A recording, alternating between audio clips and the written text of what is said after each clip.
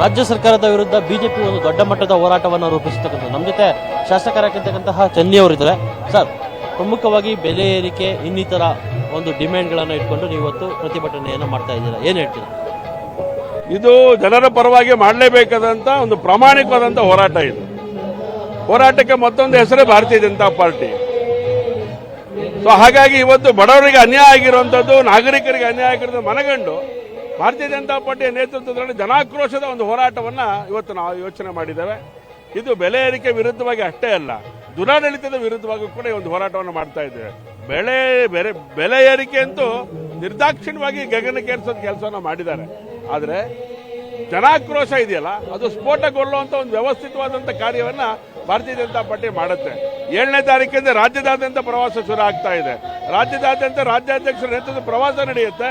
ಜನಾಕ್ರೋಶವನ್ನ ಸ್ಫೋಟ ಮಾಡುವಂತ ಕೆಲಸವನ್ನ ನಾವು ಮಾಡ್ತೇವೆ. ಪ್ರಮುಖವಾಗಿ ಅವರು ಅಲಿಗೇಷನ್ ಮಾಡ್ತಕ್ಕಂಥದ್ದು ಕೇಂದ್ರ ಸರ್ಕಾರದ ಮೇಲೆ. ಕೇಂದ್ರ ಸರ್ಕಾರವನ್ನ ಆಗ್ಲೇ ಹೇಳಿದೆ, ಕುಣಿಲಾರದವರು ನೆಲ ಡೊಂಕು ಅಂತ ಹೇಳಿದ್ರಂತೆ. ನಿಮಗೆ ಯೋಗ್ಯತೆ ಇಲ್ಲ ಅಧಿಕಾರ ಮಾಡ್ಲಿಕ್ಕೆ. ನಿಮ್ದೇ ಕೇಂದ್ರ ಸರ್ಕಾರ ಇದ್ದಾಗಲೂ ಈ ರಾಜ್ಯ ಆಡಳಿತ ಮಾಡಿದವರು ನೀವು. ಅವಾಗ ಏನ್ ಮಾಡಿದಿರಿ, ಇವಾಗ ಏನ್ ಮಾಡಿದಿರಿ ನಮಗೆ ಗೊತ್ತಾಗ್ತಾ ಇದೆ. ಆದ್ರೆ ಕೇಂದ್ರದ ಮನತಾಯಿ ಧೋರಣೆ ಅಂತ ಏನ್ ಹೇಳ್ತಾ ಇದ್ದೀರಿ, ಯಾವತ್ತೂ ನರೇಂದ್ರ ಮೋದಿ ಅವರ ಬಿಜೆಪಿಯ ಸರ್ಕಾರ ಕರ್ನಾಟಕಕ್ಕೆ ನ್ಯಾಯ ಕೊಡುವಂತ ಕೆಲಸ ಮಾಡಿದೆ. ಯಾವತ್ತೂ ಕೂಡ ಅನ್ಯಾಯ ಮಾಡಿಲ್ಲ ಕರ್ನಾಟಕ ರಾಜ್ಯಕ್ಕೆ. ಹಾಗಾಗಿ ಜನ ಭಾರತೀಯ ಜನತಾ ಪಾರ್ಟಿ ಲೋಕಸಭಾ ಸದಸ್ಯರನ್ನು ಗೆಲ್ಲಿಸ್ತಾ ಇರೋದು. ಇದನ್ನ ಅರ್ಥ ಮಾಡ್ಕೊಳ್ಳಿ ಸಿದ್ದರಾಮಯ್ಯನವರು. ಸುಳ್ಳು ಹೇಳುವಂತ ಕೆಲಸವನ್ನು ಬಿಡಿ. ಯಾವತ್ತೂ ಕೂಡ ರಾಜ್ಯಕ್ಕೆ ಅನ್ಯಾಯ ಕೇಂದ್ರ ಮಾಡಿಲ್ಲ.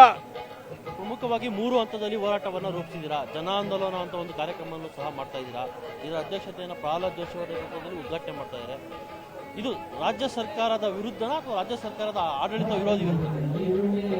ಪ್ರಹ್ಲಾದ್ ಜೋಶಿ ಅವರು ಮೈಸೂರಿನಲ್ಲಿ ಉದ್ಘಾಟನೆ ಮಾಡ್ತಾ ಇದ್ದಾರೆ. ಹೋರಾಟಕ್ಕೆ ಶಕ್ತಿ ಕೊಡುವಂತ ಕೆಲಸವನ್ನು ಮಾಡ್ತಾ ಇದ್ದಾರೆ. ರಾಜ್ಯ ಸರ್ಕಾರದ ವಿರುದ್ಧವಾಗಿ ಈ ಹೋರಾಟ.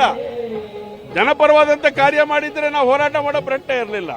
ಜನರ ವಿರುದ್ಧವಾಗಿ ಹೋರಾಟವನ್ನು ಮಾಡುವಂತ ಕೆಲಸವನ್ನ ಕಾಂಗ್ರೆಸ್ ಸರ್ಕಾರ ಮಾಡ್ತಾ ಇದೆ. ಜನರ ಜೇಬಿಗೆ ಕತ್ತರಿ ಹಾಕುವಂತ ಕೆಲಸವನ್ನ ಕಾಂಗ್ರೆಸ್ ಸರ್ಕಾರ ಮಾಡ್ತಾ ಇದೆ. ಹಾಲಿನ ದರ ಜಾಸ್ತಿ ಮಾಡಿದ್ರು, ಹಾಲಿನ ಪ್ಯಾಕೆಟಿನ ದರ ಜಾಸ್ತಿ ಮಾಡ್ತಾರೆ ಒಂದು ಕಡೆ. ಆ ದರದ ಜೊತೆಗೆ ಮುಂಚೆ 1 ಲೀಟರ್ ಆ ಪ್ಯಾಕೆಟ್ ಒಳಗೆ 1 ಲೀಟರ್ 50 ಮಿಲಿ ಹಾಲು ಜಾಸ್ತಿ ಇರ್ತಾ ಇತ್ತು. ಈಗ 1 ಲೀಟರ್ ಮಾಡ್ತಾ ಕೊಡ್ತಾರೆ ಪ್ಯಾಕೆಟ್ ಅಲ್ಲಿ. ಹಾಲಿನ ದರ ಜಾಸ್ತಿ ಮಾಡಿದ್ರು. ಆ 50 ಮಿಲಿ ಏನು ಹಾಲಿದೆ ಅದನ್ನು ಕೂಡ ಕಡಿಮೆ ಮಾಡಿದ್ದಾರೆ. ಜನರ ರಕ್ತ ಹೀರೋದ್ರ ಜೊತೆಗೆ ಕೊಡುವಂತ ಹಾಲನ್ನು ಹೀರುವಂತ ಕೆಲಸವನ್ನ ಮಾಡ್ತಾ ಇರೋದು ಕಾಂಗ್ರೆಸ್ಸಿನ ನೀತಿ. ನಾವು ರೈತರಿಗೆ ಕೊಡ್ತೀವಿ, ರೈತರಿಗೆ ಕೊಡಬೇಕು, ಅದಕ್ಕೆ ಅನಿವಾರ್ಯವಾಗಿ ಮಾಡಲೇಬೇಕು. 267 ಕೋಟಿ ಕೊಡಬೇಕು, ಇನ್ನೂ ಕೊಟ್ಟಿಲ್ಲ. 9 ಲಕ್ಷ ಕೋಟಿ 9 ಕೋಟಿ 6 ಲಕ್ಷ ಜನಕ್ಕೆ ಇನ್ನು ರೈತರಿಗೆ ಹಣ ಕೊಡಬೇಕು. ಕೊಡಿ ನೀವು. ಅದನ್ನು ಕೊಡದೇನೆ ಈ ಹಿಂದೆ ಜಾಸ್ತಿ ಮಾಡಿದ ರೈತರಿಗೆ ಕೊಡ್ತೀವಿ ಅಂತ ಆ ಹಣನೇ ಕೊಟ್ಟಿಲ್ಲ. ಅದನ್ನು ನುಂಗು ನೀರು ಕುಡಿದಿದ್ದೀರಾ ನೀವು. ಈಗ ಮತ್ತೊಂದ್ಸರಿ ನುಂಗು ನೀರು ಕೊಡೋಕೆ ಜಾಗ ಖಾಲಿ ಇಲ್ಲ ನಿಮ್ಮ ಹತ್ರ. ಅದಕ್ಕೋಸ್ಕರ ರೈತರಿಗೆ ಜೇಬಿಗೆ ಕನ್ನ ಹಾಕೋ ಕೆಲಸನೂ ಕೂಡ ಮಾಡ್ತಾ ಇದ್ದೀರಿ. ಹಾಲನ್ನ ರೇಟ್ ಜಾಸ್ತಿ ಮಾಡ್ತೀರಿ, ರೈತರೇ ಸೆಳ್ಕೊಂಡು ಸುಲಿಗೆನೂ ಕೂಡ ಮಾಡ್ತಾ ಇದ್ದೀರಿ. ಬಹಳ ದಿನಗಳ ನಂತರ ಬಿಜೆಪಿಲಿ ಸ್ವಲ್ಪ ಮಟ್ಟಿಗೆ ಒಗ್ಗಟ್ಟು ಕಾಣಿಸ್ತಾ ಇದೆಯಾ? ಭಾರತೀಯ ಜನತಾ ಪಾರ್ಟಿಯಲ್ಲಿ ಒಗ್ಗಟ್ಟು ಯಾವತ್ತೂ ಇದ್ದೇ ಇದೆ. ಒಗ್ಗಟ್ಟನ್ನ ಯಾರೋ ಒಬ್ರು ಇಬ್ರು ಮುರಿಲಿಕ್ಕೆ ಪ್ರಯತ್ನ ಮಾಡಬಹುದು, ಆದ್ರೆ ಅದು ಯಾರು ಕೂಡ ಯಶಸ್ವಿ ಆಗಿಲ್ಲ. ಆದ್ರೆ ಭಾರತೀಯ ಜನತಾ ಪಾರ್ಟಿ ಲಾಗಾಯಿತು. ಜನಸಂಘದ ಕಾಲದಿಂದ ಏನು ಒಗ್ಗಟ್ಟು ಪ್ರದರ್ಶನ ಮಾಡ್ಕೊಂಡು ಬಂದಿದ್ದೀವಿ, ಈಗಲೂ ಅದನ್ನೇ ಮಾಡ್ತಾ ಇದ್ದೀವಿ. ಇದಿಷ್ಟು ಶಾಸಕರಾಗಿರ್ತಕ್ಕಂತಹ ಚನ್ನಬಸವನವರ ಮತ್ತು ಕ್ಯಾಮರಾಮನ್ ಸುದ್ದಿ ಜೊತೆ ರಾಘವೇಂದ್ರ, ಪವರ್ ಟಿವಿ, ಬೆಂಗಳೂರು.